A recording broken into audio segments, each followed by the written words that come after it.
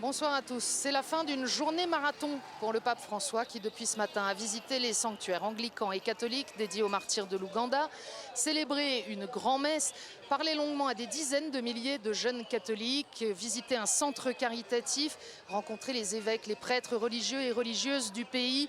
Journée sans doute épuisante pour le pape, mais vécue dans une rare atmosphère de joie, de fête et de ferveur qui ont accompagné chacune de ces rencontres. C'est déjà la fin de l'étape ougandaise du périple africain de François qui doit quitter le pays demain matin. Alors que retenir de cette étape? Eh bien, le pape, au fond, a fait son métier de pape.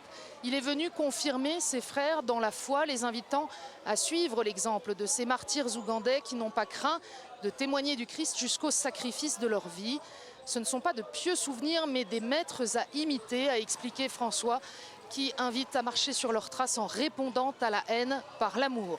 Le pape qui vient aussi encourager à la charité. C'est l'Évangile qui nous demande d'aller aux périphéries de la société, de voir le Christ dans le visage des pauvres.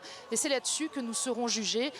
Alors une fois de plus, le pape demande de ne pas céder aux sirènes du matérialisme, de l'égoïsme et bien sûr de la corruption. Le pape qui vient conforter dans l'espérance. Il est possible de rendre présent l'amour du Christ dans ce monde. Laissons-nous d'abord transformer par lui et nous pourrons changer le monde.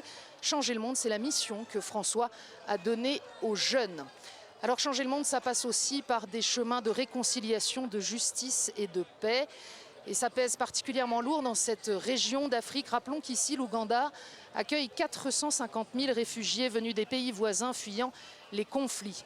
Le pape contribue à ces chemins de réconciliation.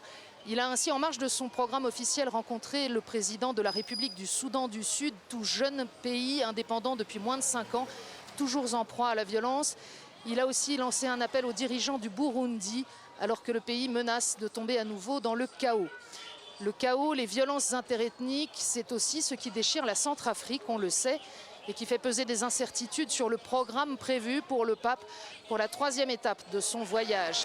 Le pape devrait tout de même atterrir demain à 10 h à Bangui. Il a dit en tout cas sa détermination de s'y rendre en confiant, selon nos confrères américains, au pilote de l'avion à l'aller. Si vous ne pouvez pas m'y déposer, donnez-moi un parachute.